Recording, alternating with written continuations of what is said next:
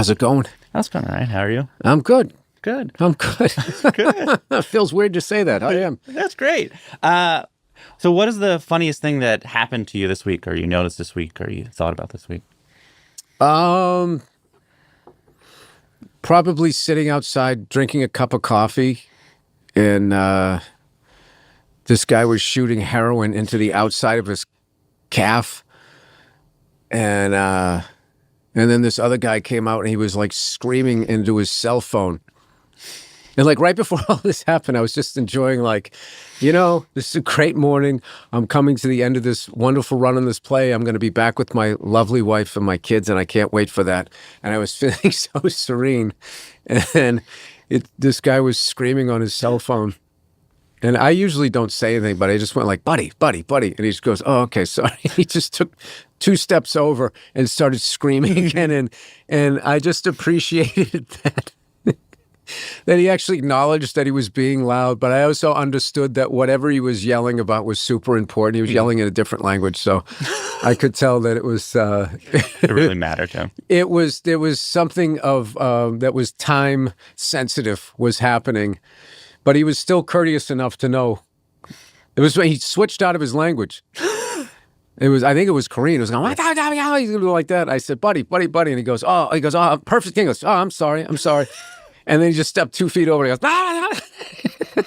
but I am fascinated with people that can do that. Mm. Like I'm trying to learn French, and I'm getting to the point where I can really understand when people speak it. I can read it really well compared to where I was. And my speaking is off because I have a tutor in LA, but like I just, you need to be doing it. And I haven't been. So I'm just amazed at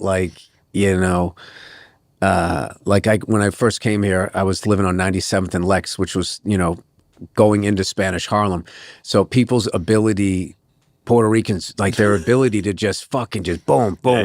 It's so amazing. And then it's like, it's weird, like when I hear my people, whitey, be like, fucking speak English or whatever. It's just like, dude, this person, it's like they can speak more than one language, and you're still buying into this, I'm smarter and I'm superior because my skin burns in the sun. Yeah.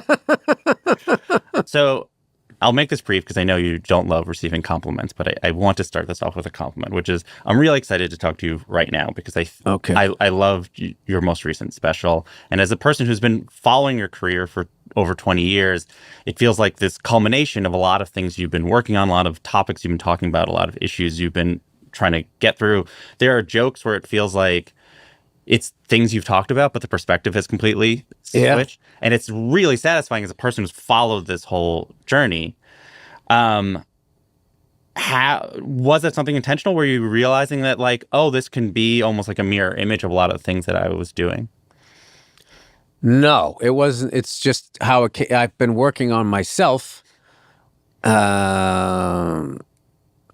And the result of that is why. So it's something I've been telling comedians, whether there's this thing where like, don't go getting happy. You get happy, you're not going to be funny anymore. And it's like, no, it's better because it opens up this whole new worldview.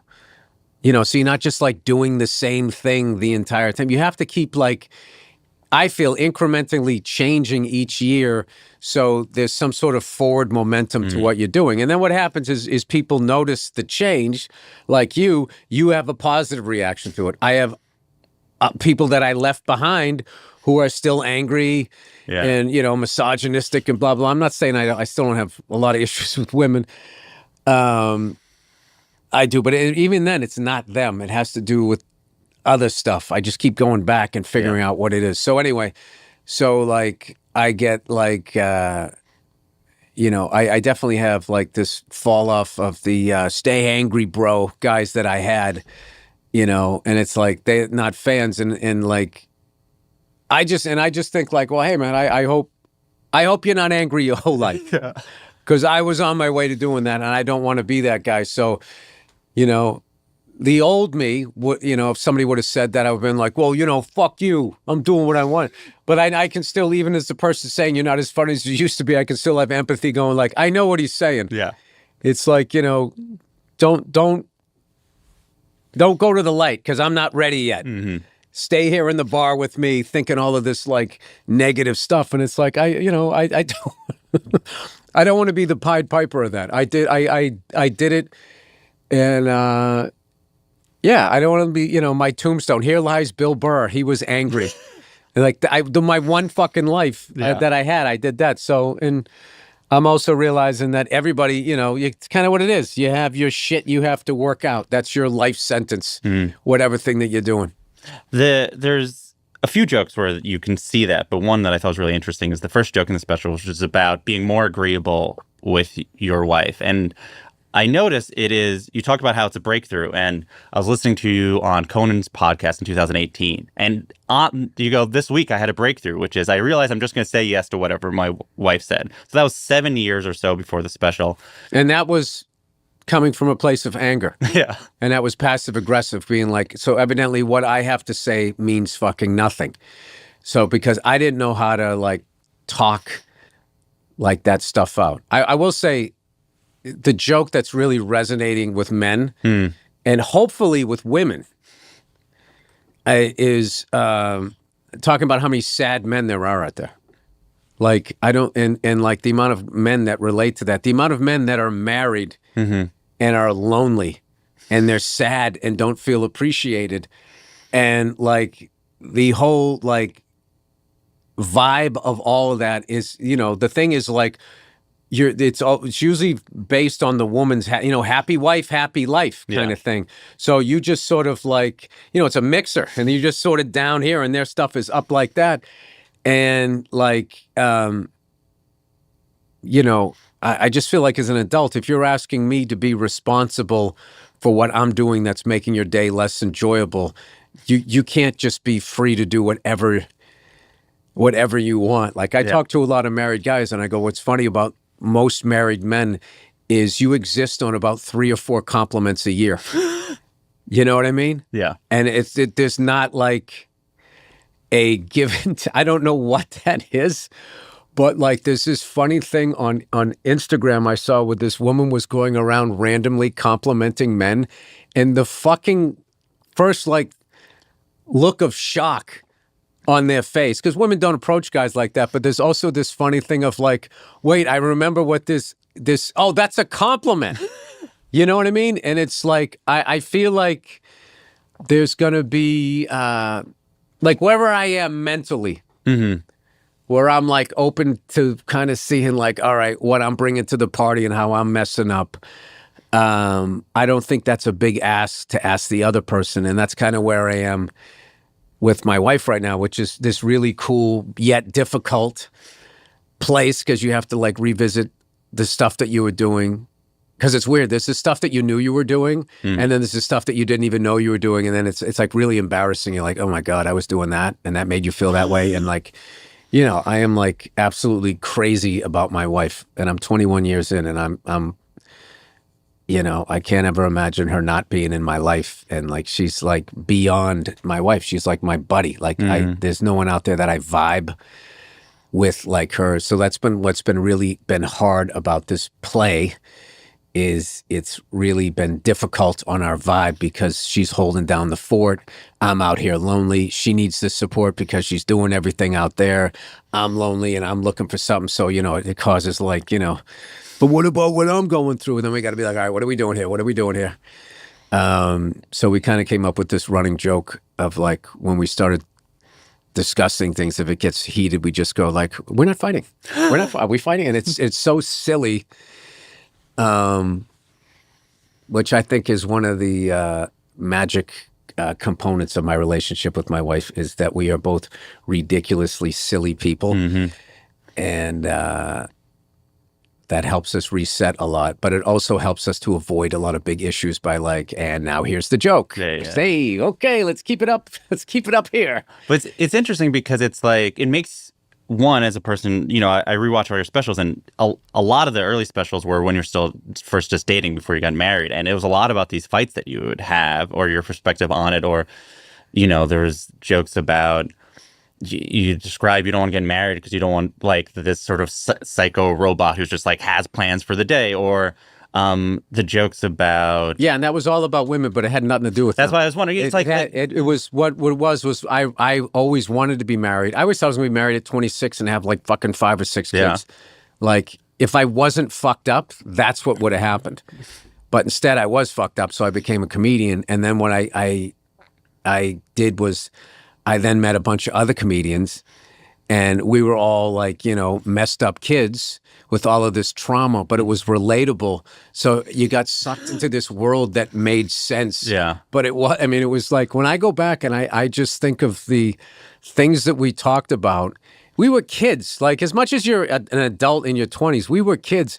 In our worldview and our views of relationships and women and all of that stuff, and it was also like this different time where it was just like there was really a there was this pressure to be that guy that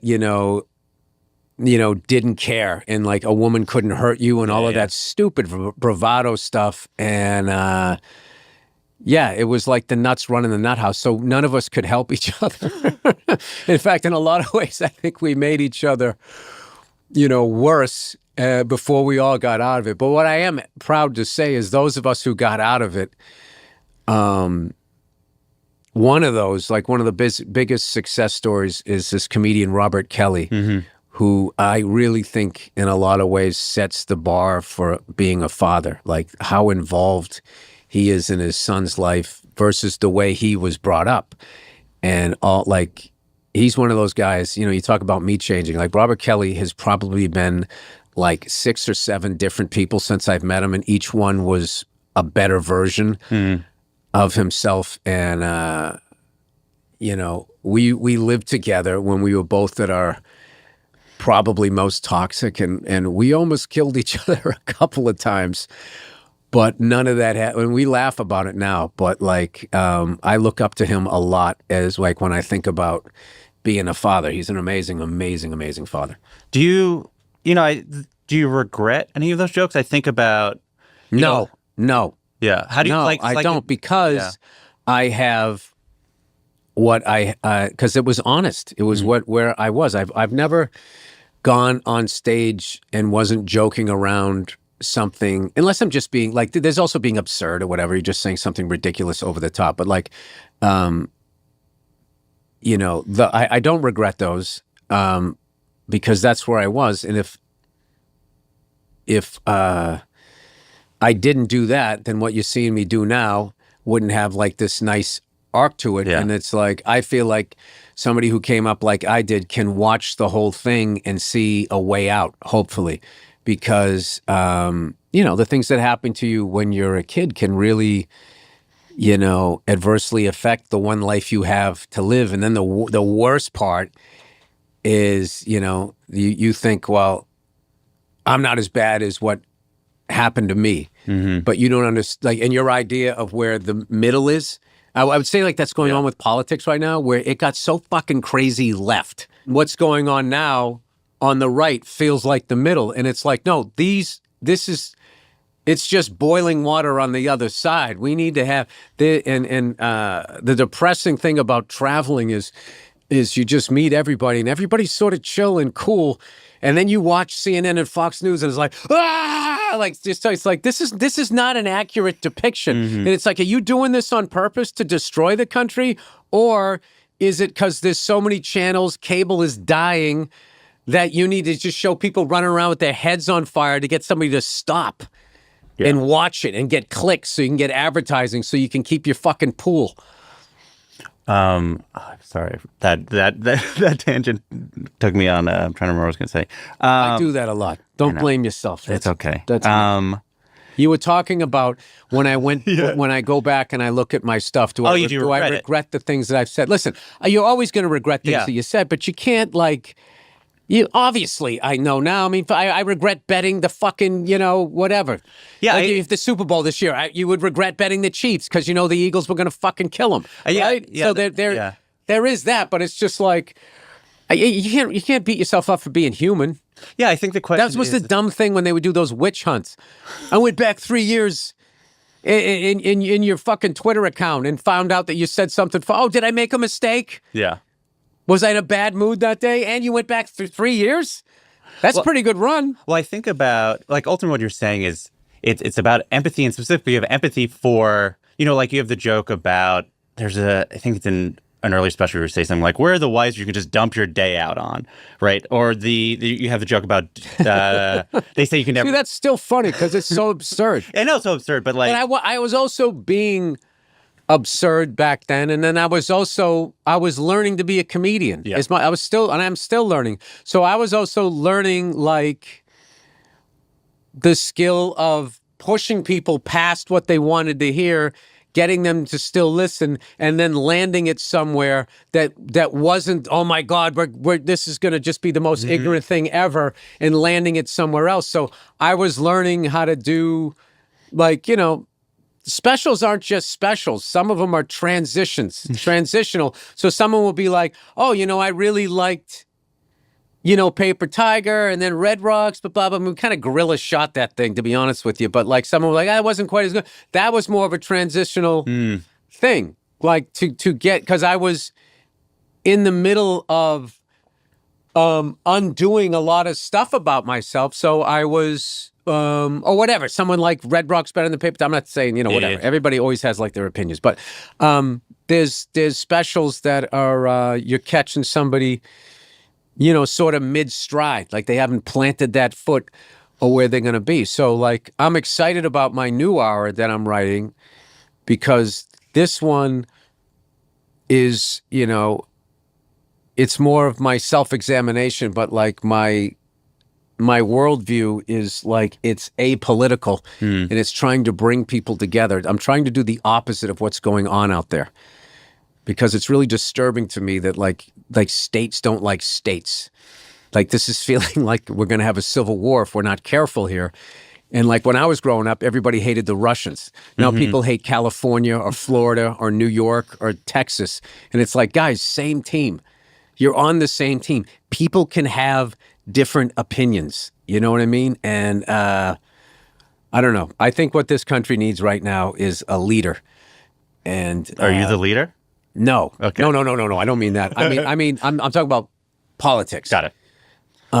And this whole leading by dividing that has been going on for a few decades now is going to pull this country apart if they're not careful. You have to lead by you have to lead everyone. It's got to be a positive thing. You got to get back to I don't know, but the level of corruption with all of these politicians and how much money they're making from these people who've poisoned our food supply. I mean, and they hook up with the pharmaceutical people. Like your job is to go out here and eat poison, get sick, buy the drugs, stay alive long enough, make your claim, have it denied after you paid insurance, and then die, and then have all of that debt passed on to the people. Like this is. And I can tell you right now, the people who are doing that are not illegal aliens. Yeah. So I want to ask you about talking about politics, because it's been an interesting few months for you in this arena. And I want to just summarize for people who have been watching your career so closely. In this last few months, you've had a few things happen, which is Ben Shapiro talked about going to one of your shows and complaining about you becoming woke, which sort of then created this. He doesn't even know what that word means. Let me summarize. His definition of woke is white liberals' definition of woke, and they didn't even know what it was. Yeah. They just took the word from black people. That's the worst thing about our people is not only do we take from other cultures, we don't even take the time to understand the definition. Yeah. He went there to be annoyed so he can then have something to talk about, and then he can make money off of dividing his own country. Yeah. Those people, it's treasonous what they do. Yes, but to be fair, or not to be fair, the fact is that it worked for what his goal is, which is then it became a thing online where then a certain portion of the right complained about how you're woke. Racists. And more racist. They're racist. Yeah, they send pictures of monkeys to me and my wife. They're fucking horrible people, and they're cowards, and they never say it to your face. Yeah. They never do that. And no, they're like, look, dude, there's an ugliness that's out there right now where, there's certain podcasts out there that if you're a racist, if you're an anti-Semite, if you're a psycho nationalist and you want a softball interview, there's podcasts out there where you can, and they will laugh at your fucking bad jokes and just give you this pass. And it's like, you know, there's a really ugly thing that's going on out there. And, you know, it's the kind of things we've already seen this, and we've seen what it does to a nation. And it's not the way to go. It's not the way to go. So, and then at the same time, you know, you're talking about billionaires, you're talking about stuff like this, and people on the left have been really embracing you, and they're sharing your videos. No, that's not true, dude. Certain parts of the left. True. That's not true. Certain portions of the left. That's not true. And certain portions of the right. Sure. There's common sense on both sides. Sure. But we keep doing this shit. Where it's like, oh, the right's all fucking racist, and dude, the left is some of the most fucking. Most of the left feels like if they have a black friend, they don't have issues. Okay, I'm out of that. Yes, I'm out of that, so I don't want to hear left and right crap. They're all fucking nuts. That fucking shit post Me Too, where it went from people shouldn't sexually assault people, absolutely, to I don't like what you're talking about in your act, was fucking nuts. It was McCarthyism on the left. And now you've gone to the other side on the right. And the left was so fucked up, the right, you know, the psycho right thinks that they're in the middle, and they're not. They're out of their fucking minds. And I travel, dude, and I'm telling you, people who lean right and lean left are chill. And we're just sitting in the middle like, when is everybody going to fucking calm the fuck down? When is this going to go back to, you know, like live and let live? Sure. So, and there's way more of that. And I have people from construction workers to fucking, you know, hairy leg chicks with nose rings going, hey, I like what you're saying out there about these billionaires. Because that is the fucking problem. Yes. And the other problem is that people make it like it's political. Like if you vote for this color tie, these billionaires are somehow going to grow a heart. And it's just not the case. It isn't. Yeah, and ultimately, my question is ultimately, when you think of talking about politics at all in your act, what do you want to do, right? If I do it, I trash them both. Yeah. With what? Because that is my job. That is my job. I can't fix the political system, and I don't watch a lot of it. But, you know, when I do stand up, you know, if I start trashing like Trump, I would hear the left in the crowd like, yeah. And I'd be like, the fuck, you voted for a guy that, you know, is staring off into space. Mm-hmm. Like your guy literally should be in a fucking home. What are you patting yourself on the back for? X, Y, and Z, blah, blah. Your fucking party has not let you has not let you choose your candidate since Obama's second term. Yeah. You're liberal? That's fucking insane. We want Bernie Sanders. Fuck you, Hillary. We want Bernie Sanders. Fuck you, fucking Mr. Magoo. Mr. Magoo again, fucking 2 weeks before. Oh, yeah, his vice president. Yeah. That's what they're doing. So, like, so then, after I've trashed Trump, I then do that because my thing is like, I'm not flying either one of their flags. It's the people that pay them. Mm-hmm. That is the problem. And they're always distracting us with other stuff. So, like, CNN and Fox News are a fucking disease. So is your goal to clear out? Your hope is if I make fun of it, I will clear out the distraction and focus on the... No, what I was doing then was I was just trashing both sides. just to do it. Yeah. Not fun. To do it, but also to just show that it's fucked up. But now I've moved on from that. Got it. To, you know, the puppeteers. Got it. So that's what I'm going to make fun of. So my new perspective is there's nothing wrong with being a billionaire, but if somebody is working 40 hours a week, 160 hours a month, and they can't make their rent, you're not paying them enough money. Maybe you should just be worth $900 million. Yeah. Like, how does a CEO take a fucking 8-figure bonus and none of your employees have dental insurance? They can't even go out and get a filling. What do you do then when you're put in a position, like SNL asks you to host the week after the election, right? That's like, it's for a comedian, hypothetically, to talk about politics, to unite the nation. How did you feel when you were put in that position? No, it's an honor to be asked to do that. You know, and I made fun of Kamala and I made fun of Trump. And then I did a couple of silly jokes. I kept it light. You know, you just what you do what you do. I don't put that level of importance on. Excuse me. I don't put that level of importance on my act. What I'm finding is that people keep trying to categorize what it is that you're doing. Like that idiot Ben Shapiro. No, he's woke now. He's like, I don't. That fucking guy. Someone came to me and goes, "Hey man, you should." He was trying to bring me into his fold. At one point, the guy liked me. Yeah.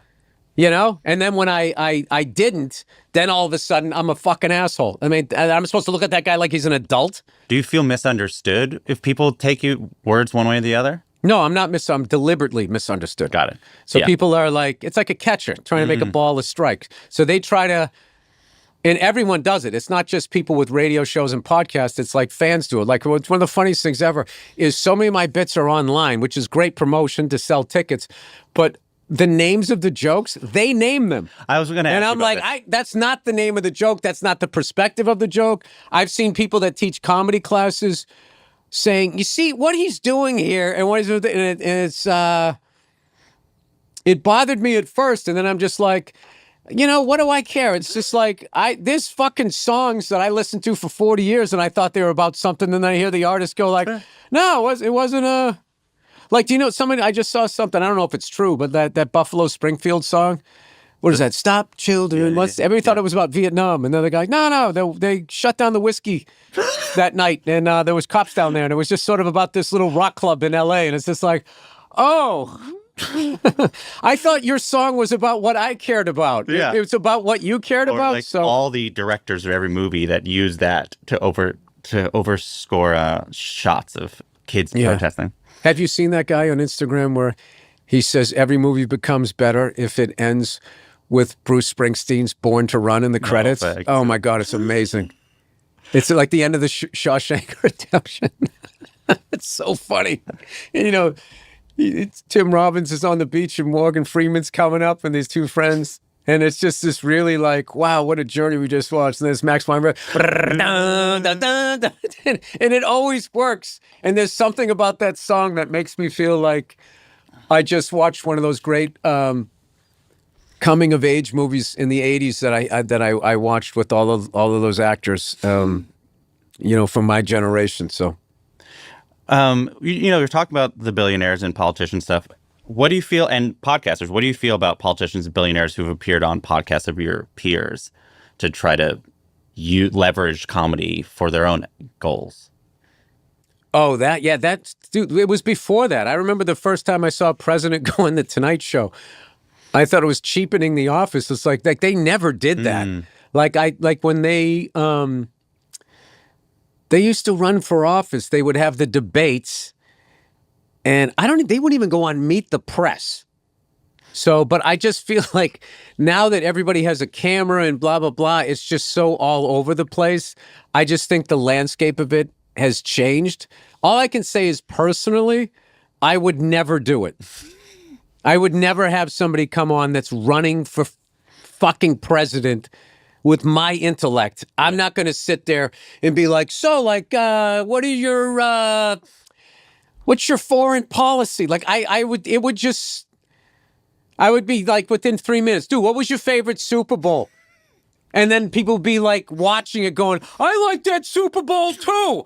I'm going to vote for this guy. It's just like, it's just so far beyond my wheelhouse. Like I am just that's just way, way, way beyond. Like there's a difference between the people that read and the people that are the subject of what you're reading. You know what I mean? There's people that like discover shit and figure shit out. And then there's the people that read it. Like the amount of people that can explain the theory of relativity. That's probably not a lot of people, but they can do it. But then there's this ego thing that because now I can explain it like I'm somehow Einstein adjacent. It's like, no, you're not. You just read some smart shit. Yeah. That was a bit I used to do in my act where it's just like, there's nothing worse than when a dumb person reads because now they think they're smart. It's just like, no, you're just a dumb guy that knows a lot of shit. Yeah. Like intellect to me is how you process information. It's not just reading a bunch of smart shit, putting in your head, and then puking it out at people, and be like, in 1492, that's not smart. You're torturing people. Yeah. So it's more like how you put stuff together. And like, somebody said to me one time, I go, Bill, you're a really smart guy. And I go, yeah, in a sports bar. You put me in a sports bar and you want me to talk about 70s and 80s sports. I am scoring very high. Yeah. All right. You put me in like that form to have to interview somebody that is going to run for president, and then as the sports bar guy, you're going to see like, yeah, this guy did go to summer school a lot. So, or whatever. It's like, you're a smart guy. Compared to what? Yeah. It's all like sort of relative. Like I'm still out. The jury's still out with me with Neil deGrasse Tyson. It's like, is he a good scientist? Because every time I see him, he's talking to somebody like me, and I'm like, is that how the tides work? I had no idea. It's like, he didn't figure that out. Yeah. He learned it. I want to see him sitting down next to another scientist and have the guy be like, wow, Neil, I never looked at it that. Like, I want to see somebody on your level. It's interesting. He does spend a lot of time talking about movies. He doesn't do science a lot. He definitely sits around a lot talking about it. It's sort of like a Dr. Phil kind of thing. So it's always looked like a crooked cop to me. He just looks like he would plant a pistol, do one of those and take like a taped up pistol. I think you're probably more right than we've realized. So you talked a little about it earlier, and I want to talk about the growth that you had off stage that then transitioned on stage, and the certain things that happened in your life that led to it. And first was, as you were talking about with Robert, the having kids was a major change. And in your earlier specials, you talk about wanting kids and not knowing if you'd be able to have kids. You just said there's a ball of hate in my chest, and I don't know if I can have kids. You'd say stuff like that. I said that? Yeah. That was true. But you now have kids. So before you had kids, what did you expect? And then what did you learn now that you have them? And you know what? It wasn't a ball of hate. It was hurt that turned into that. So what is it like now that I have kids? Yeah. What did you expect, and what have you realized? I realized that I'm a really good dad, and I'm good at it. I'm like, I am in a lot of ways like a big kid, and a lot of raising kids under the age of 10. It's a ground game. Like, so we have all of these games of chasing them around the house, wrestling, going swimming, playing drums. Music's a big thing with me. Like, I expose them to a lot of that stuff. And, but like, what I love is like my kids, like I was, driving in LA, which is really frustrating for me. And like, I'd gone into my neighborhood like 3 times that day. And every fucking time, it's this random little street. The person in front of me was also going on in that street. And after a while, the LA, you just don't want anybody in front of you. You just want, can I just go from this light to that light, have my arm out? Like, I'm so jealous of like people that live in rural areas that you can buy a classic car or have a motorcycle and go down the street and not have to be fucking like that the whole time. You suffer with your worldview. That's the problem. Sure. But like the car motorcycle aspect of it. So anyways, it's like the 3rd time my daughter's in the car and I'm just going like, what are the odds? What are the friggin', and she's 8 and she goes, Dad, what does it matter? And I go, it does matter. She goes, no, you're being ridiculous. And I literally even like went past my street to go around the block to just not have any. And she said to me, I forget what she said. She goes, Dad, she goes, you're being ridiculous. I go, all right, I am being ridiculous, but I'm also right. And she goes, no, you're not. And we just both started laughing. And it made me feel really good because my dad's anger was terrifying. Yeah. And I would never do anything. But she just, she got me to quit smoking cigars. I don't know if I'm done for good, but like, I was smoking a cigar and she came out like little girls do. They just look through you. She came out, she sat, like I was sitting down, she sat right in my lap, got like an inch from my face, and she goes, Dad, stop smoking cigars. It's bad for you. And I was literally like, okay, all right. And I put them down. She goes, you have to go 100 days. And I was like, all right, this is when she was 7. So I went 100 days. And he goes, then you can have 5. And then you have to do another 100 days. So I didn't do 5. I went 5 weeks and I went off the rails and I was smoking like a chimney. And then she goes, that's it. So I stopped smoking cigars, but then I had a pipe. And she goes, no, that counts too. So I went 100 days from middle of January to the end of April. And I was just like, I don't know. It was the second time I went. And I was thinking about it, and I was like, do I want to start this back up again? I have to do this play. People are paying a small fortune to go see this play, and I'm going to be out there, with a smoky voice and stuff, and maybe I won't sleep as well. And I just was like, do I really want to go through having to quit this again? So I haven't quit for good, but I want to be that guy where it's an occasion, where I'm thinking like, well, maybe the last night of the play, I'll smoke one. But then I'm like, no, I don't need to do that. I'll because if everyone was doing it, I would do it. But if it's just you, it's very antisocial. Yeah, I can see that. Sitting there like a city bus. Hey, come on, everything. There's a lot of a cigar is obnoxious, which I'm guilty of. But yeah, I mean, it's what's interesting is that, and studies have shown this, that like you have an idea of what a father-child relationship is from being a child, and then you have a child, and by creating a different relationship, it rewires your brain. You'd be like, it's the best way. If you've done the work on yourself, it's the only way to fix what happened to you, is because you can't fix that, but what you can do is change it. So it causes you to move forward. It causes you to understand. It made me and my wife get along better, I hope, because I think it's easier with an adult to not understand that your behavior is affecting them negatively. But with a kid, the innocence, how small they are, and how they're just unfiltered. And they'll just like say, Dad, I don't like when you yell like that. And it goes right into your heart. And you're like, oh my God. And then, you fucking be a baby about it. You beat yourself up and, oh, I'm a fucking bum. And it's like, stop doing that. All right. Man the fuck up and go talk to somebody. Do what you got to do and get better at this, because you know what that feels like. And just the fact that my son or my daughter has the ability to tell me that they don't like that, that's not enough. Yeah. I have to stop this. So that's what I love. I snuck back after a show because I've never missed my wife's birthday. And my son's birthday was the same week. So I had to make sure I went back there, participated in making a cake. I frosted it. I fucked it up. But, that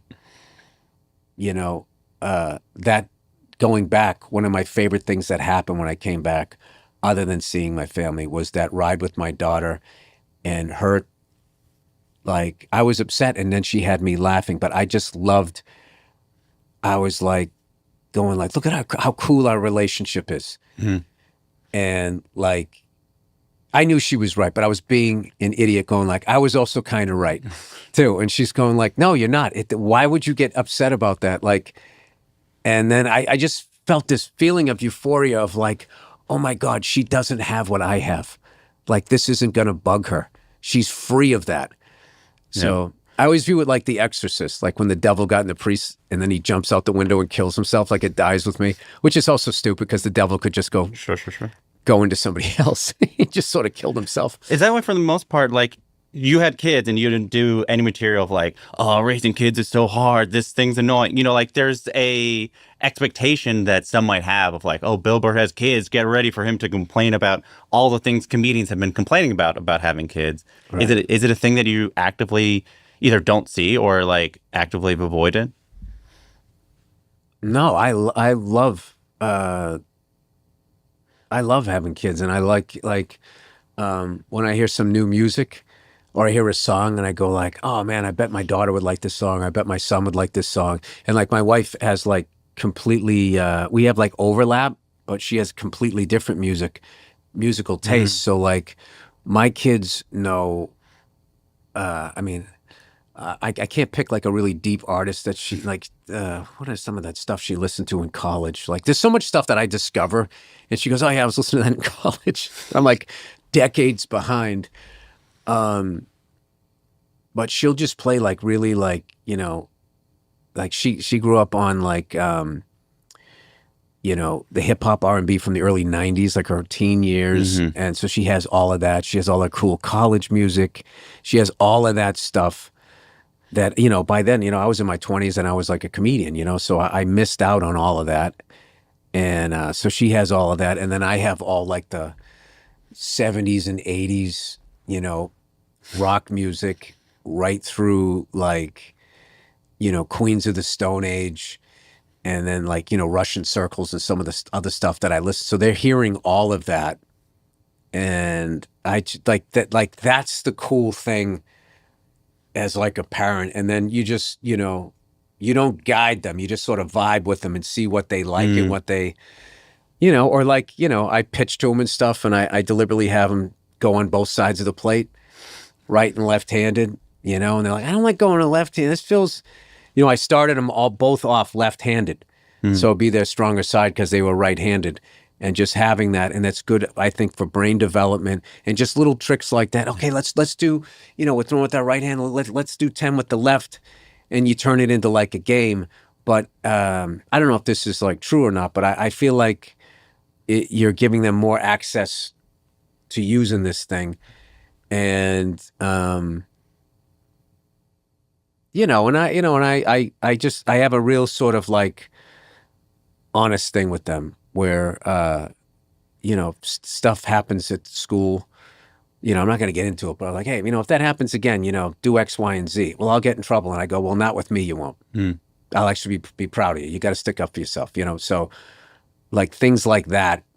And then also telling them like, listen, if you ever have I've made every mistake you could make. So if you ever have a problem, just come to me with it and we will figure it out. I'm not going to get mad. Okay. And if you have a problem and you don't come to me, it's actually going to make me sad that you didn't feel that you could. So I'm doing that early because, you know, there's a lot that young people have to deal with that I didn't have to deal with. There's a lot with this, everyone being connected in this really rude, mean, anonymous way that you can just bully people and you know, all of these punks out there with the anonymous accounts sending out all this racist stuff while calling people snowflakes, and they're like hiding behind the anonymity of it. You know, it's really, I also, you know, I don't understand the internet. Like why, like I can't drop the F-bomb on SNL, but you can upload a beheading video that an 8-year-old, if he knows how to get to it, can go see it. It seems so weird at this point. It's control. Yeah. Because they want to see what you're looking at. They want to build a whole file on you so that you're giving them all this information. And I was just joking with somebody like that whole incognito mode. I press the button. No one knows. It says, how dumb are you? How dumb are you? Do you think that you're going to go on there? You just press incognito, or I opted out. No cookies. I opted out. Oh, did you? Where's the checks and balances on that? They made you feel good. You pushed a button. Oh no, I turned all of that off on my phone. Okay. The other breakthrough, which you talked about in your last special, Live at the Red Rocks, is you took mushrooms and you had a really transformative experience. Yes. Can you talk about both the, you know, for people who haven't seen that special, the overview of the story and sort of what information you took from it, how it changed how you approached so many different things in your life, from your stand-up to how you see Well, the first time, I took it, it started off the goofy, silly, oh, wow, man, this is wild, you know? And I just took it. I don't even know why I took it. I just got to the age, I was like, am I never going to know what it's like to be tripping? Yeah. And I was really conservative when I was growing up. And I stayed away from, in a good way, I stayed away from a lot of the pitfalls, but I also was, I missed out on a lot of stuff too by being, all walled off. So I just thought, okay, this isn't LSD. This is mushrooms. This is more like a natural thing. Let me try this. And I won't do a lot. I'll do enough to sort of dip my toe into it, is what I thought was going to happen. And so at first, the fucking TV screens kind of like coming towards me and stuff was goofy and I was feeling weird. And then all of a sudden, like this dark, it was what I said, my special was this like profound sense of loneliness. Yeah. So I didn't know what it was. So I had to leave the room. And I went into the bedroom and I was laying there in the dark and I was just like, what the fuck, doing that, And I didn't know how to ride out a bad, like I know how to do that now. Mm-hmm. Like one of the last times I did it, I was outside and I was looking at the clouds and they turned into like these fucking things with like teeth and shit. And I just waved at them. Like, yeah, that's my demons. I know you're there. I got it. And then this other cloud came by with like a sword and just sort of went through them. And it just sort of, and it's like, I'm working on it. I got it.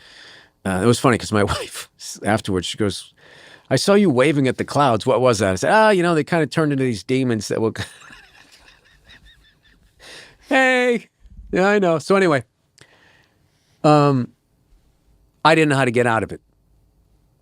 So I started going like, oh my God, is this some stuff with me and my wife? I was checking in and I'm like, no, everything's cool there. I go, no, this isn't my kids. Like, what is this? And, it's this weird thing where you trip. If you kind of ask, you get the answer. It's fucking wild.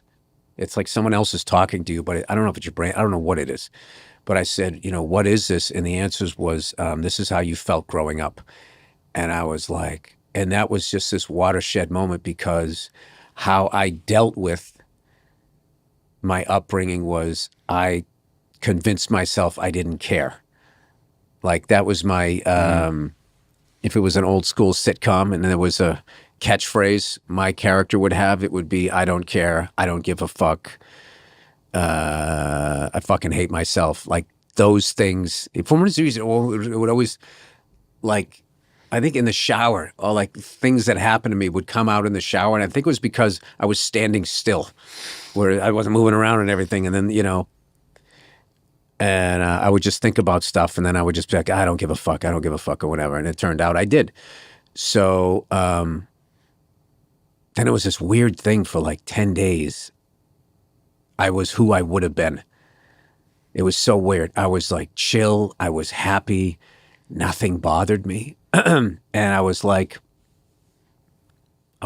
wow, this like cured me. And then after 10 days, like an anger that was even more than what I had before came back because all of that stuff still had happened to me. And then experiencing who I maybe could have been versus who I became and how many people I hurt, how much I hurt myself, the way I lived and all of that. So then it was this bigger anger. And then I just went into therapy and I just worked my way through it to where I am now.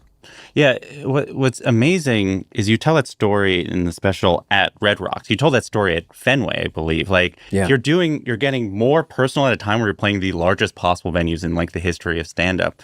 How is that? Is there part of you that can, like there's that's because of musicians that you can do it? No, musicians, their need to get better and better sound.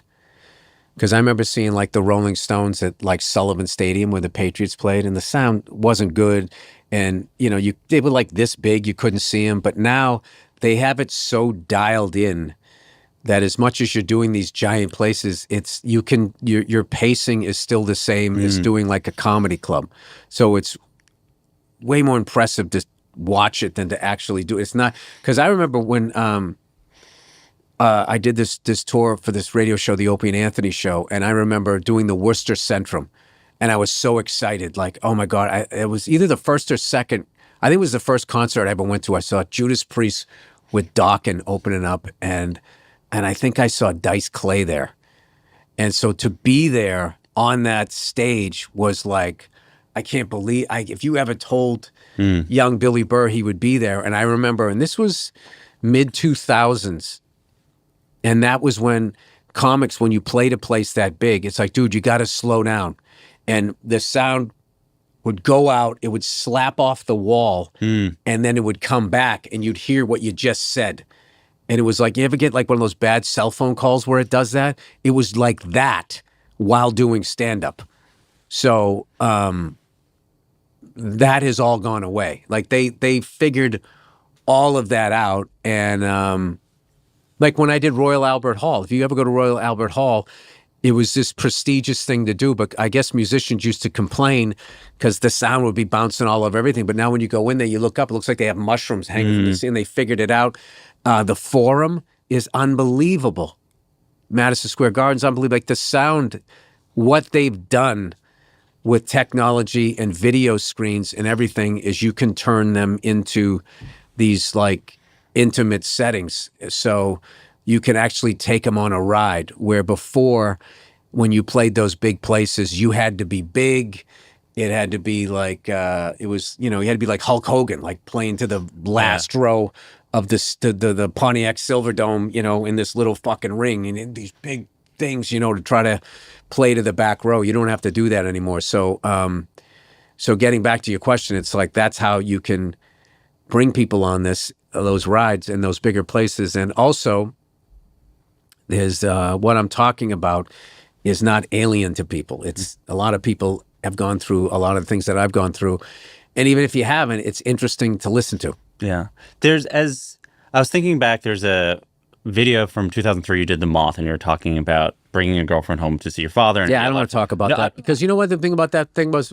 I didn't want to. That's actually not even. I'm not going to ask about that. Yeah. What I'm going to ask about is in the last few years, there have been more specials that are of a tone where it's just someone sitting and telling a story, and there are jokes, but. Right. And I'm curious if you'd ever do a thing like that as a person who's done a lot of different types of specials. I'm not going to ask you the questions about the thing. Oh, do like a Rothaniel or something like that, where it's you sitting and it's quieter. Oh, that I mean, I guess I could do something like that. I'm not really feeling that coming out of me right now. So like how I navigate this business is I don't go at it from a what does that pay? I more look at it like, because like stand up is how I make my money. Mm-hmm. You know what I mean? And as long as I got enough, like I'm not like, going out getting, a fucking Jesus piece with my face on it and stuff. I'm not like one of those flashy guys. So like, which is good because I can kind of choose what I want to do. So I just look at it more like if I think it's going to be fun for me and something that someone's going to want to see, like, doing Glengarry, right? It's really the perfect play. If you're a guy and you've never gone to Broadway and you were like me when you thought Broadway was Cats, like that's what I thought it was until my girlfriend at the time took me to go see this True West that had Philip Seymour Hoffman and John C. Reilly, a Sam Shepard play. And I remember I saw that and I was like, whoa, like I didn't know it could be like this. This is powerful. This is amazing. This is the perfect play to go see because it's fast. It's only like an hour and 45 minutes, 40 minutes. There's no music. There's no nothing. It's a bunch of guys yelling at each other. It's a very relatable story now because I feel like back in the day, you would just it was a voyeuristic look into sales where now, I mean, if you work at Walmart or for Starbucks, you relate to this. Yeah. It's like, I relate to this. Yeah. It's like being underpaid, being asked to do way more. It's an impossible... this impossible squeeze that these guys are doing. But, we're going to get these illegals out of the country and that's going to stop. They're going to ease up and everyone's going to have benefits again. And it's going to be fantastic. I'll say this. I went to a matinee. And again, we're talking late in the run. I went to a matinee recently, which is a Wednesday matinee is not everyone's favorite show to do. And at the end of the show, you come out and you look so happy. You look so genuinely happy. Because we probably did something. Because on the matinees, we do stuff. Well, first of all, like I always joke, I always go, Glengarry's strongest matinees on Broadway, because you got to do something, because you have to respect it. Like somebody, maybe their flight, they have to see the matinee, or maybe they wanted to go at night and they couldn't. But you can't do the Catholic priest thing where I'm going to yell at you because only 10 people showed up. You're going to yell at the 10 people. No, you got to go out there and kill them. But we've been doing it long enough, and one of the things that we do is there's little games that we're playing with each other. There's a word you have to say. Like I played my character as closeted in the second act one time just to make him, but I did it upstage. It was mannerisms, and I did it upstage so the crowd couldn't see it, try to make the other actors laugh as I was doing this really, alpha male dialogue, and then maybe just kind of have my hand like that or doing one of these or whatever, where I used to do it like that. So Kieran's hard to get. You can't, he's very hard to make laugh. What makes him laugh is if you're actually doing it, you're not trying to be funny. And there's a choice I did as something that I was doing, and he just thought it was hilarious because he could see because his character's really winding me up. And there was like when somebody, you piss somebody off and they get calm and you're like, oh shit, I think I did that one show. I don't exactly remember what it was, but he said, you haven't been noticing? He goes, I've been laughing for like the last 3 days when you've been doing that. And I was like, no, I didn't, because he's, I don't know how he can kind of keep it in here when he's laughing, but like anytime I've tried to make him laugh, I haven't had the ability to do it. I remember Chris Rock always said that every stand-up should do a run on Broadway or do plays. Have you learned anything that would be applied to your stand-up from doing the same material every day, but then also being able to change it, getting laughs, a different type of laugh from the audience, a different experience with the audience? No, I more taking things that all the stuff that I learned as a comedian and crowds, I've applied to the acting thing, which I never got to do in front of a crowd. I was always like a TV show or a bit part in a movie or something, where it was just the crew. And that's the tough adjustment for a comedian, is like silence is good. The take ends, the director doesn't come up to you, that's good. That means it was a good take. And, as a comedian, you used to like feedback. So in the beginning when I was green, I would always go, is that all right? Like, yeah, it's fine. And then like you start to like annoy the guy. And then I realized like, all right, I need to like sort of chill out. How I do movies is I just like in between takes, like I shoot the shit with the crew. I just keep like, I have to keep a vibe going. I can't be like, and that's what killed my father, and cut, and then just go over and just stand back at one. I can't do that. I have to I gotta be like, keep talking. Up. Yeah. Yeah, you know what I mean? And because I feel like it all just tightens back up again. Like everybody has like a different thing that I do. I'm definitely one of those shooting the shit, and action, and then in. One other thing that feels like influenced this special and a change of perspective is you've lost people close to you. Obviously, the name Drop Dead Years is a direct relationship to the idea that people in your life or yourself can die at any moment. Yep. And specifically, I wanted to ask you about Bob Saget, since seemingly you were close and his death was something that hit you quite hard. And I was wondering if you had a story that captures what he meant to you and what losing him meant to you. Oh, God. Well, first of all, like, I don't know that I've even accepted it yet, still. See?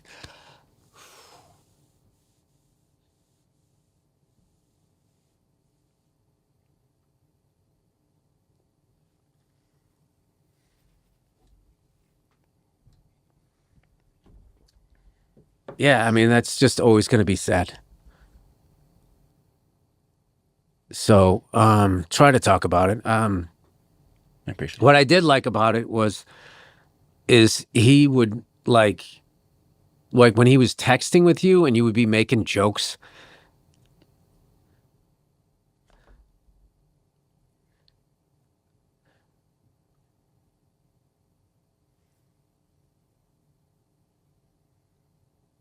Yeah, that's probably what I missed, because he would do it for hours and he just couldn't get enough of it. And he rooted for younger comics. Yeah,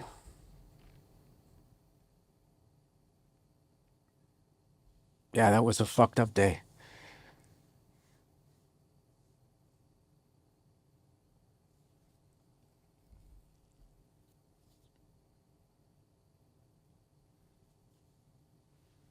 Somebody told me one time, he said, the first 40 years of your life, this is really fucked up. He said, you're gathering people and the last 40 is losing. And that's like one of the truest things ever.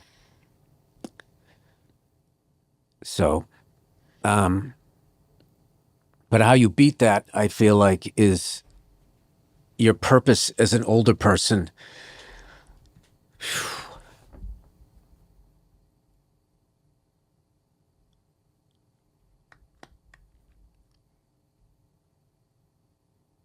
Oh, man. Yeah, it's to help out younger people. Or else you don't really have a purpose and you're just lonely. Mm.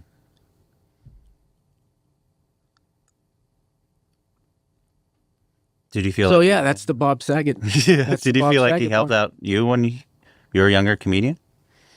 Yeah, his like one of the most like effortless, like complimenting you. Yeah, the last night I worked with them, I remember I was doing this fucking gig, and just one of those gigs, they just didn't protect you. And there wasn't any barrier between you and all of these crazy drunk fans. And I was just accepting it and doing all this stuff. And I was going through some shit and I wanted to be alone. And I talked to him about the next day.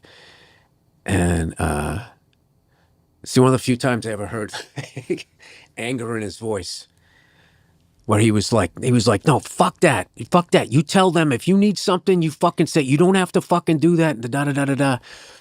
And I felt like the way he was saying it with the passion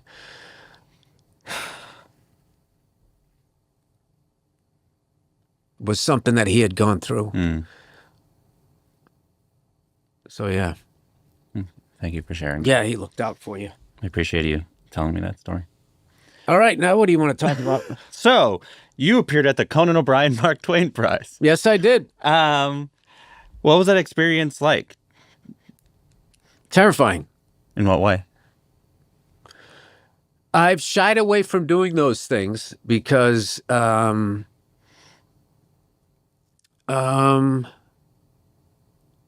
think I find that, like, you know, a lot of the ball busting I do is like staying in like a protective place. So then if I actually have to go and say something nice about somebody, I get uncomfortable or I get emotional or something. And but I knew that it was something that I was going to be continued to be asked to do. I had to do it yesterday. Mm. And I jumped at the opportunity when they asked me because you know, I need to get better at it. So it was it was funny. I was sitting on the I have like this little walk-up building that I'm in, and they got this rooftop thing, and I just sat up there and I wrote all of this stuff that I felt about Conan, and it was making me emotional. I'm like, how the fuck am I going to get through this? No, because I love the guy. Yeah, yeah. And what I realized is that you can say a couple of nice things and then throw a joke in there, and then that keeps it at bay. Mm. So that's kind of what I learned doing that. And I will tell you, though, had I known John Mulaney was going to open and kill that hard, I would have turned down the gig. Because he is unbelievable in general, but how good he is at those things. Yeah. I remember I was sitting next to Sarah Silverman, and she had to go on tour. I'm like, what the fuck? They didn't fucking need us. I didn't need to be here. You know, I started like freaking out. I was like, I can't follow this fucking shit. And then Will Ferrell went on. Like, it was just like the 27 Yankees of comedy. And I'm like, and I'm that guy you don't remember from the team. I'm like going like, what the fuck am I, what am I doing here? And, you know, I was coming out with sort of a new joke. The joke, I was walking around Georgetown, that joke I did where it feels like slavery is, it's like weed. It's like slavery is still legal at like a state level, but not a federal level. And I don't know if that joke made it, but I was like, I don't know how that's going to go over. Because DC is notoriously a conservative, like when I would do the DC improv, it would take so long to break them open because I think everybody in there was in the business, and a lot of people had gotten in trouble for talking too loud at a lunch. So it was sort of like the feeling that I feel like young people have, having grown up with cameras and shit in their face and people getting canceled, that in a lot of ways they act like 40 years older than they are a lot of times. And so they had that vibe. So I wasn't sure how that was going to go. And it's one of my favorite things that I ever did because I was so afraid to do it, and it went well. And interestingly enough, he came out to the show, Glenn Gary, and I always make sure I don't know who's going to be, because I don't want to be thinking about them. I want to be locked in with Michael McKean, who is like one of the greatest actors I've ever worked with. He's the greatest listener I've ever worked with. He's like his listening skills and how generous he is and how much he elevates that's all he does is elevate what you're doing. Like, he gets it. Like, I've been in scenes where somebody tries to outact you, and it's like, dude, you're like it's like we're trying to save each other from drowning by pushing each other down if you do that. And we're both going to look like assholes. He gets it, that it's the other way. So anyway, Conan came out last night, and fortunately we all had a great show, and him and his wife were the best, and they had a great time. They're all complimentary. And he mentioned, he goes, I gotta pay you back, for doing the Mark Twain thing. And I was, and I immediately just went into my journal. Oh no, I'm gonna hang that over your head, buddy. I'm never gonna let you forget that. But like, yeah, Conan's like, like Bob or like Patrice or any of these people that I've met in my life, where like my favorite thing is somebody that's super smart and is also really silly. Like, Conan is one of the silliest people you're ever going to meet, and one of the smartest people. And it's like, there's just something, just silliness is so fun and disarming. Yeah. And it's something that, I don't know, I try to do to balance out my demons. It's just being an idiot, When Conan said that, or even at the show, was there a moment where you thought you could win the Mark Twain Prize at some point? Is it something, now that I bring it up now, what do you think about the idea that at some point you're getting it? I'm not one of those guys. Which guys? A list guy. I don't know. Yeah, I'm not that. I know what you mean, but I don't, you're not as far away from those lists as I think. Just don't do this. Okay. Because I don't want any of that stuff. Well, I really don't. Do you know what I really want? Yeah. Is when I walk down the street, when people from all different walks of life go, hey man, I appreciate what you're doing. Oh, I liked your special, blah, blah. I like, I like sitting in the crowd, like when I go to a sporting event. Which what I fucking hate about these screens is there was always a class clown in every section making everybody laugh, and these fucking screens and these, DJs, first down, and all this. It's taken the crowd out of the game. And I've always preferred, I want to get good seats, but I don't want to be, the closer you sit, the quieter it gets. It's the most fucked up thing. The less fun it is. Unless it's like an NBA game where before they had a DJ play the whole time. I remember I saw the Lakers play the Knicks, and Comedy Central had courtside seats. And I sat there and you could hear the shit that they were talking to each other. That was fucking amazing. But everything else, the closer you get, the more money people have, the more less fun it gets. So I was always like a mezzanine level. Like, I don't want to be like up there with binoculars and like super fucking shit-faced people.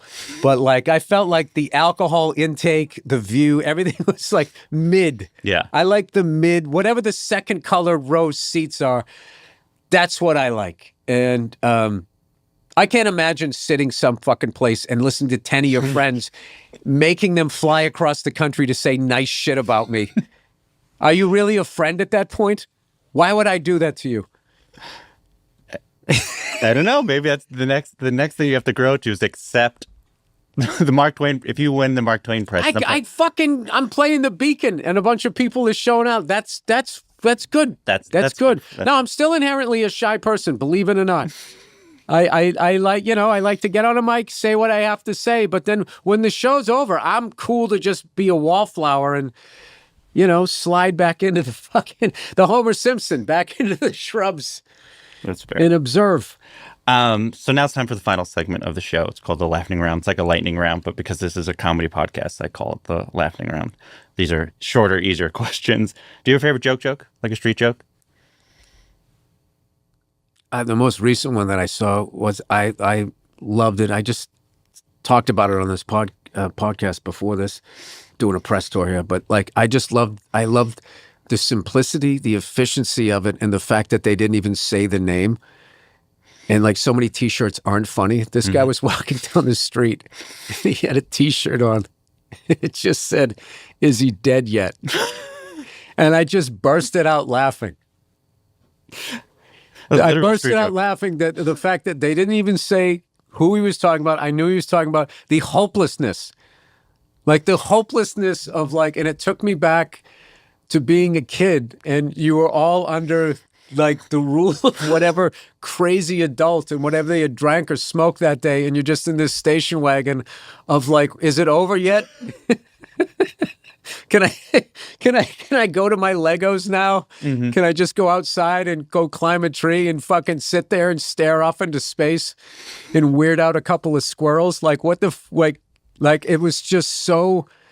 It was the perfect expression of hopelessness with humor. I just thought it was so. Whether you agree with it or not, it's funny. Mm-hmm. It's fucking funny. And these last two guys.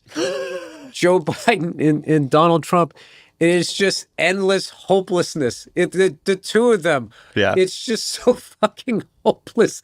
And you're just thinking like, how did we end up here? How are those the two choices back to back? That's all we got? Back to back. Well, no, Hillary was the other one. Oh, yeah. Oh, choices. Yeah, like how is this is all we got? Like, remember Obama, McCain? Those were serious, like a war hero, POW survivor. They could give like a speech. Yeah. They were educated. They had their faculties. Whether you liked who won or whatever, they were like smart. Yeah. Is there a joke you wish you could steal? A joke from another comedian that you wish you could have told? That's endless. That's everything Dave Attell has even thought of. Mm-hmm.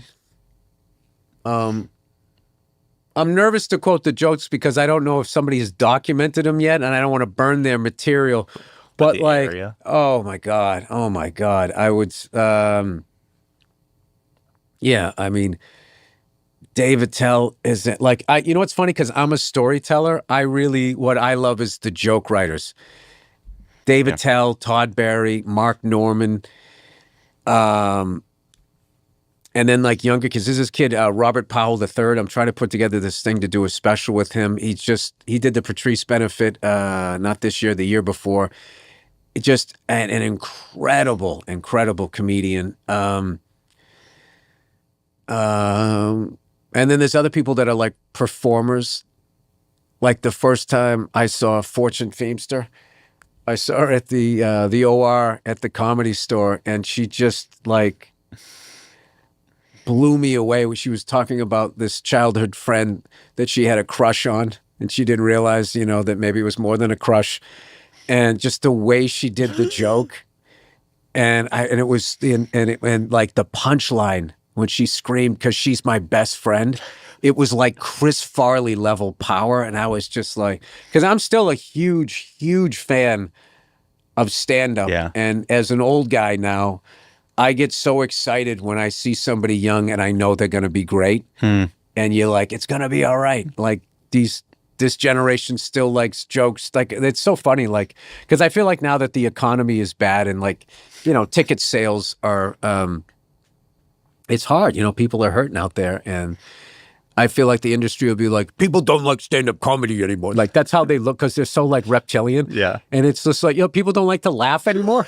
Yeah, we're going to take a break from laughing. Yeah, like, you don't think it might be inflation? Yeah. And that there's these fucking nerd billionaires out there saying, I want my employees to come to work terrified, go to bed terrified, wake up terrified.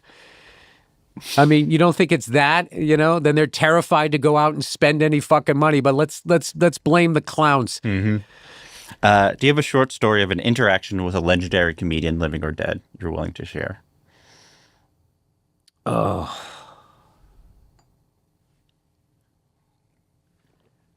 All right, I got a Bill Cosby. So this is right before all this shit hit the fan.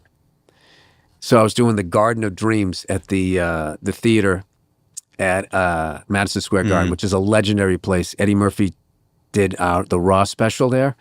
The whole East Coast, West Coast, that crazy shit happened there with Snoop. East Coast don't got no love. Death Row, that happened there. So you're going out on that stage. So anyway, he was like closing. And I was waiting to go on, and somebody there said, hey, he wants to meet you.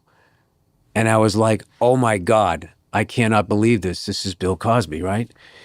So I go in the back to meet him, and his vibe is crazy. He's silly and everything, and I'm sitting down, and he's talking to me, and he's making me laugh, and I'm like floating. Like it's like, when he started, you're going back to he saw like Lenny Bruce. Yeah. I mean, this is just like, it would be like a musician hanging out with someone from Led Zeppelin or whatever band they're into, right? So he starts telling me how he just taped his latest stand-up special. And in his stand-up special, he's learned the secret to having it look good and having a great stand-up special. And he goes, I learned the secret. I can't do an impression of him. And then he's saying to his handler, going like, should I tell him? I can't believe I'm going to tell you this. Should I do this? Well, I just met this man. Am I going to tell him? He's giving me the show. Yeah. And right as he's about ready to do it, this guy opens the door and said, Mr. Cosby, it's your time. And he goes, oh, yes, sir. And he got up and walked out. And to this day, I'm going like, did they plan that? Was he trolling me the whole time? Was he fucking with me? Because the timing of it was perfect. Yeah. And that's my Bill. That's your story. He was this close to telling me how to do a perfect stand-up special, and then he was interrupted and he walked out, and I was like, there should have been a camera on my face of like the disappointment with the combined euphoria that I met him and he knew who I was before all that other stuff came out. So we're going to do a Mount Rushmore, so 4 Mount Rushmores. So 4, if you're open to it. Okay. So I'm not good at this, but go ahead. We'll see how it goes. If we can punt this, we'll just cut out this, but we'll see how it goes. Do you have a Mount Rushmore of comedians? If it's only 4, no, but it's definitely Pryor. It's definitely Carlin. And then after that, and Joan Rivers, all of them because of their unbelievable body of work, and they never dipped. I saw Joan Rivers in the 2000s, and my jaw was on the ground what she was saying. That was back then when you could just... I was like, I couldn't believe it. And then I would say... for whatever, there's a part of Sam Kinison's career. There's this clip of him when he's just sort of wearing a members only jacket, and he has like fingerless gloves, and he's just up there, and all he's doing is screaming, and it's grating. And I remember my wife was in the room going, oh my God, who the fuck is that? Blah, blah, blah. I go, no, I'm listening. She goes, how can you listen to that? I go, because he hasn't harnessed his power yet. All he knows is how to unleash it. Mm-hmm. And when you go from that to the special that he did at the Roxy, where he learned how to bring it down and slow it down before and the power that it added, there was something about that learning curve of it, and the way like his mind worked and everything, that I got like a lot out of that. But to put him on, it's so I mean, 4. I mean, there's like, I heard Lenny Bruce, if you listen to him at Carnegie Hall, like the first 10 minutes is a little dated, and then he just starts talking about people, and it sounds like this would work today. Woody Allen Comedians, another one. That one. I love Cheech and Chong. The silliness of that. Steve Martin. Yeah. Eddie Murphy. Dice. I mean, I love them. Lily Tomlin had this one person play that she did, and somehow she was doing this thing, shooting pool, and they were making the sound effects, and I just thought she was hysterical. All those Comedy Store comics, like Sandra Bernhard, Paul Mooney. There's just all of them, and then all the way through to like the guys that came out of the 80s and like into like, you know, Dave Attell, Dave Chappelle, all the Daves, Brian Regan. It's like I can't do it. Yeah. I so can't. It's 3 and then one constantly rotating third head. Yeah, no, it's just all of those. And then the guys that I came up, Patrice. I mean, oh God, I mean that one. Like I still to this day think about, God, what would he be saying about this? What would he be saying about that? And like the fact that he would be like 15 years better than he already was, and he was already like so advanced. And he felt old. He was like around 40 when he died, I feel like. If that. And like he was almost 42, I believe. Yeah. So it's like he seemed like he'd already was like he was just shy of being 42. December 7th was his birthday, and he died on I think the 30th or something like that. It was really close. Sucks. Mount Rushmore of drummers. Oof. Okay.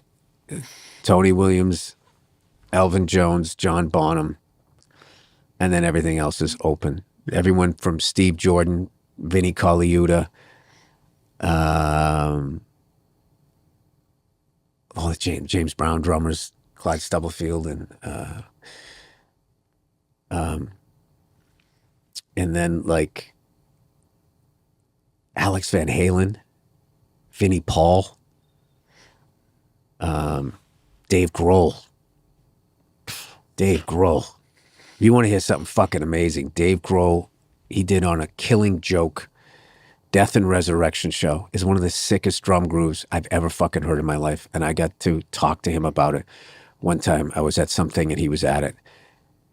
And, you know, he just, he's fucking cool as shit. And just, I know I'm forgetting other people. John Theodore, all of his work from Mars Volta, One Day as a Lion, the stuff that he's doing now with Queens. I think they're coming to the show tonight. Like, what I love about his drumming is he has all the influences, but he has his own voice. And it's not like this, I know who you listen to. What was that? What's that fucking song? I was listening to it yesterday. It was something that he played with Mars Volta. And like just completely disintegrated the whole snare on 2 and 4. How does that? So the songs, half of them are in Spanish, so I don't know how to say them. But the guitar riff is just like da na na na na na na na, yeah, da na na da na, something like that. And he, instead of him just playing like a double bass, something like that, he played just like single kick. It was just like boom boom boom boom that boom boom that. This fucking insane with all of these ghost notes and fucking intricate shit with the high. And I just remember hearing that, and it's just one of those things like you're like a dog. Your head just feels like, what is that? And then these fucking kids on like, you know, Instagram now,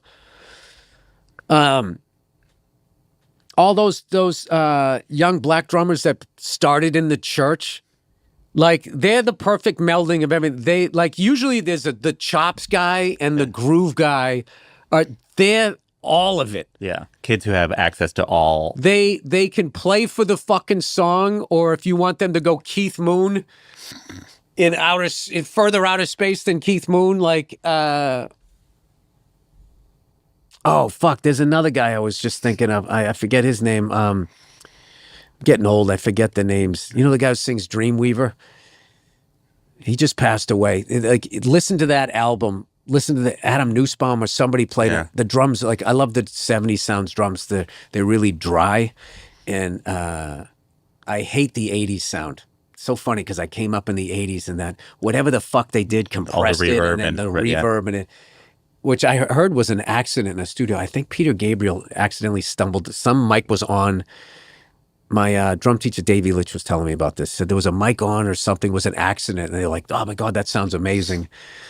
And changed literally how drums sounded for forever. Yeah. Oh, dude, ZZ Top, Frank Beard, Chris Layton, all those Texas guys. I love all of those guys. There's too many.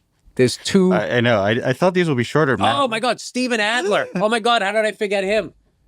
Steven Adler was huge for me. Huge educational drummer because everybody had these giant fucking kits. You would go to see a band and they're playing like AC/DC 4/4 and the guy would have a double bass drum kit, you know, 3 or 4 up, 2 down, a fucking, you know, gong back there. It was like, you know, big hair, big drum kits. Dude, there was some guys, they only had the second pedal for when they took a solo. And they would just be playing quads going around, you know, and we didn't know anything. It's like, that guy's playing the same lick. He's just voicing it all around the kit. And we think he's going fucking nuts. And it was really just like 3 different, you know, I don't know. But I would say like I think that the greatest of all time is Tony Williams. Yeah. Because he has he just had it all. He had the power, you know, he had all, I mean, oh my God, you want to hear a Tony Williams 4 and More taped at Lincoln Center, and he is playing like he was doing shit. They had to they didn't have names for what he was doing yet. I think they turned it metric modulation and he's got the most beautiful sounding dry ride, 1,000,000 miles an hour. How the stick didn't catch on fire is unbelievable. And the story I heard, which I don't know if it's true or not, was right before they went out on stage, Miles told them, you know, by the way, this is a benefit, so none of you guys are getting paid. So they were upset. I don't know if that's true or not, but it's one of the most, you know, people talk about speed metal and shit like that. Tomas Hockey from fucking Meshuggah's another guy. People talk about that fucking music. It's like, you want to hear fucking speed metal before speed metal? Listen to Tony Williams on 4 and More. But nowadays it's like there's so much information out there on how to do that. Yeah. He figured out how to do it. And everybody fucking hurt their wrists and everything. And I have one other drum question before the other thing, but I realize I want to be respectful of your time. Do you have to, I don't know what. I have something at 3, right? What time is it? I should get out of here, though. I should get out of here. I won't ask this drum follow-up because I'm sure your publicist is like, no. I thought these were fast. All right. Do you have a Mount Rushmore of actors? Oh. Mount Rushmore of actors. I wish I was prepared for these because I don't want to do the ones that the ones everybody knows. It could be just people. I mean, it's like, sure. Okay, I forget the guy's name. His name's Richard something. He's in this movie with Al Pacino and Gene Hackman that most people don't watch. It's called Scarecrow. Mm-hmm. He's also in this movie called 7 Up, where he plays the bad guy, and the choices he makes. He kind of was like Richard Pryor, as far as he had a drug problem. He lit himself on fire. If you look at his face, it looks sort of shiny, and it's like the skin grafts. And he does something in this movie called the 7 Ups, which, I get into people that do these little character choices. Mm. So there's 2 things that he does. Yes, Richard Lynch. Okay, just to give somebody some love that doesn't get it. Passed away, unfortunately. So in that movie, the 7 Ups, the guy who does the car chase scene is also the guy who did the famous one in Bullet. So if you watch Bullet, Steve McQueen is chasing these guys, and the 2 guys in the car are the bad guys are stoic. And they sort of play like they don't care whether they live or die, which was cool at the time. So now they're recreating that. He's sort of doing this again, the same stunt guy. So Richard Lynch is in the passenger seat. He's the bad guy. He plays scared. And it adds so much to the scene because rather than just sitting there as they're cruising, flying like that, he's like, I got to do it to you. So he's kind of like going, like, he's got his hand on the dash.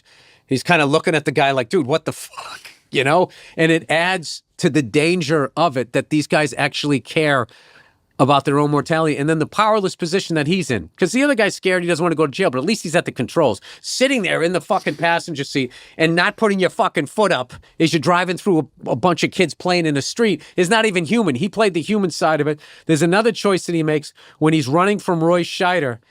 He's going through the train yard and there's this giant puddle and he goes right through it.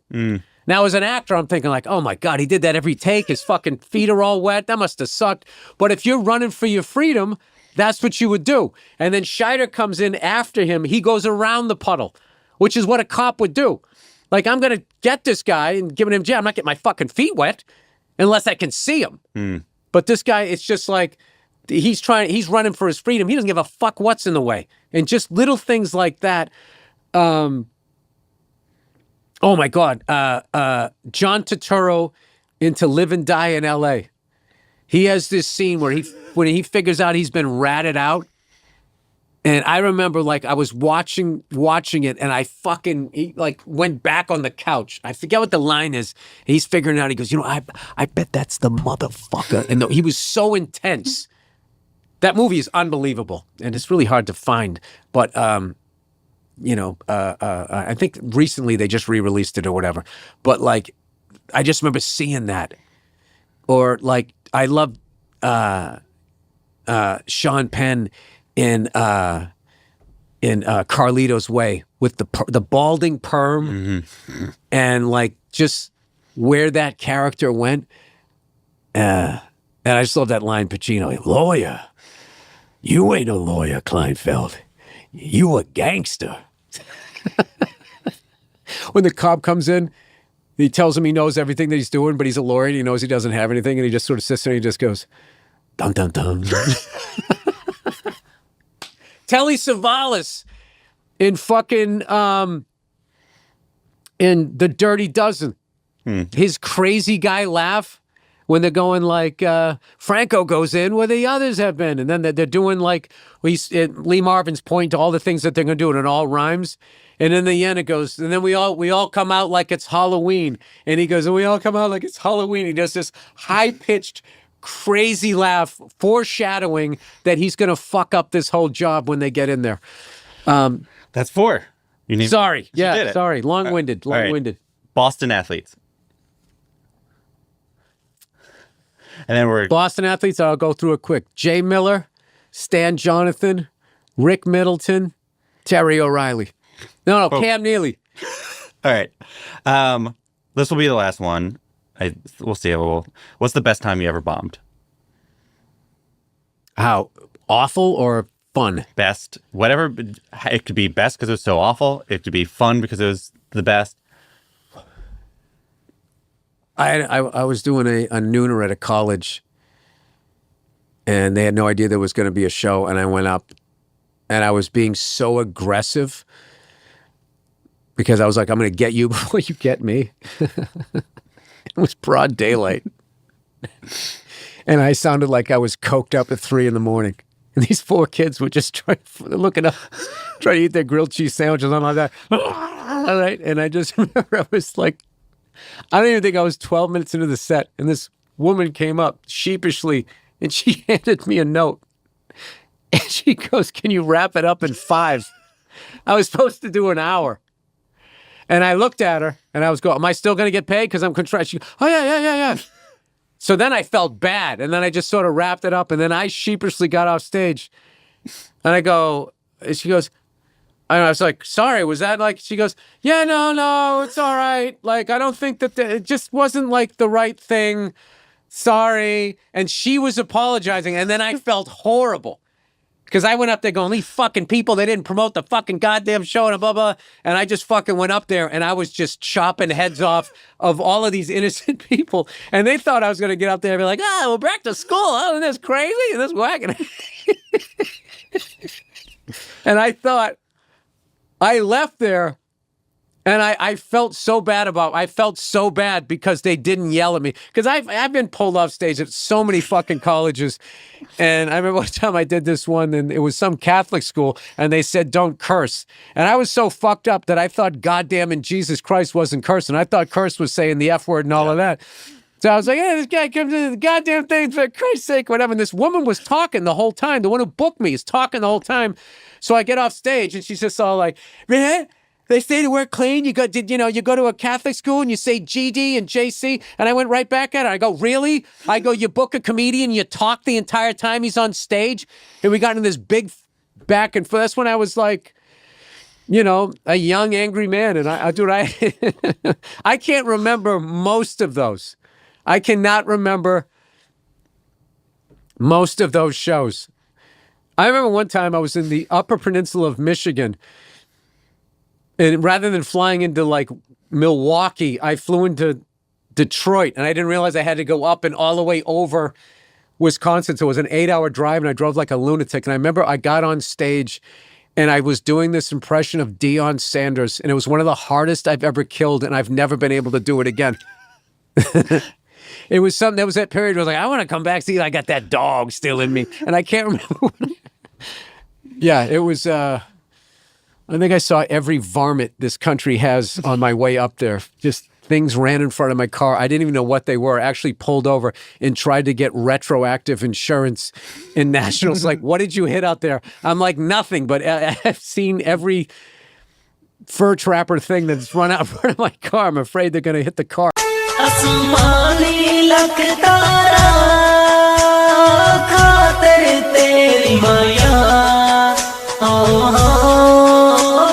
दुश्मन जग सारा खातिर तेरी माया खातिर तेरी माया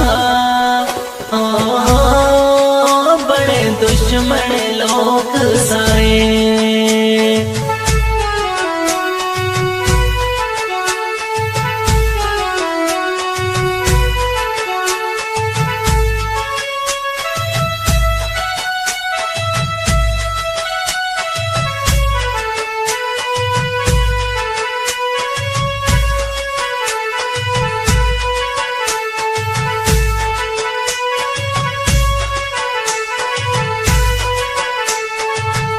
आसमानी काग बोले बेलो बेलो माया मेरा प्यार ना क्यों तोले बेलो बेलो माया बेलो बेलो माया मेरा प्यार ना क्यों तोले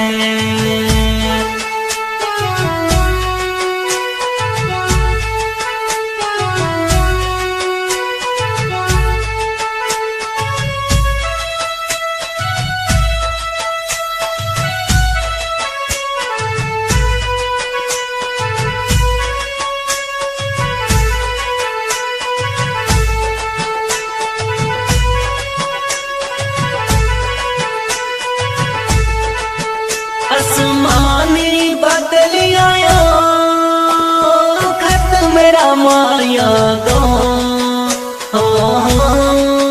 मैं सीने नाल लाया खत मेरा माया दो खत मेरा माया दो मैं सीने संग लाया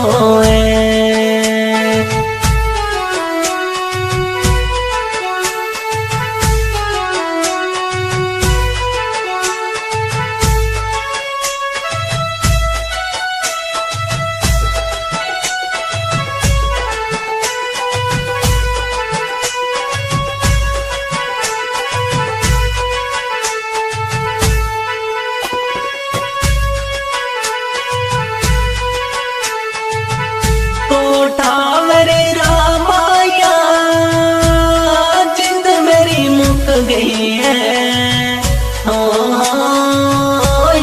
बैलो माया जिंद मेरी मुक गई है जिंद मेरी मुक गई है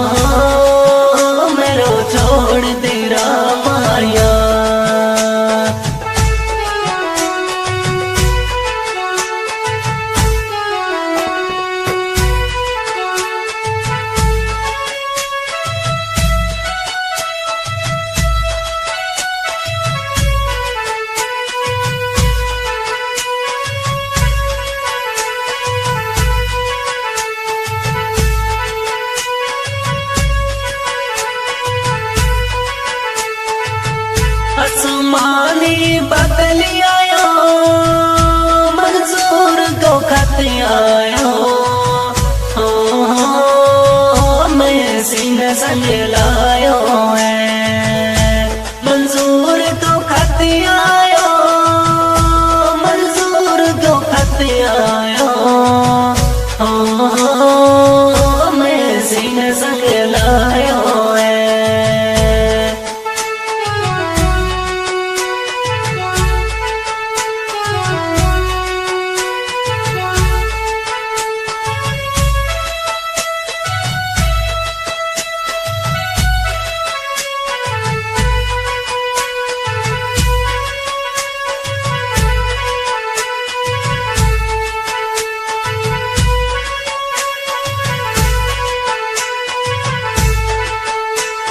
लांगो तेरी है तेरो भी कसूर कोई